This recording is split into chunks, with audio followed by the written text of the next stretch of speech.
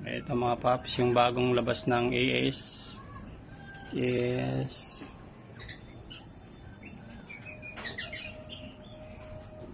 Philippines. Yan. Tetest po natin yung lakas niya. 120 watts po ito.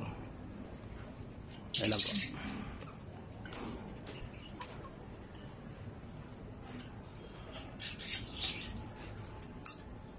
Yan po.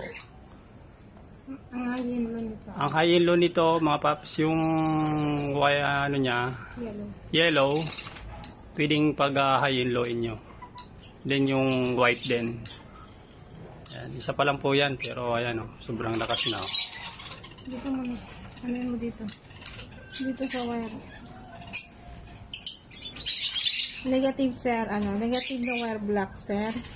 Tapos ito pong kulay red na wire, yun po yung pagpapalit-palit ng kulay. White, yellow, and white. Yung lang po sir yung red na wire lang Red po. Lang. Yan lang po. Tapos ito pong yellow na to sir, ito po yung wire na, ito po yung sa switch. Na ito yung high and low. Oh. Yellow na wire, high and low. Yan. Yung magiging switch dito mga sir, mga paps, yung mas maganda yung 3-in-1 na hollow. Ito. Yan. Yan lang sir 120 watts po ito.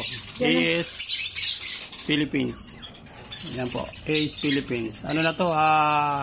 Sinyon lead. Mas pinatibay po at mabigat po ito.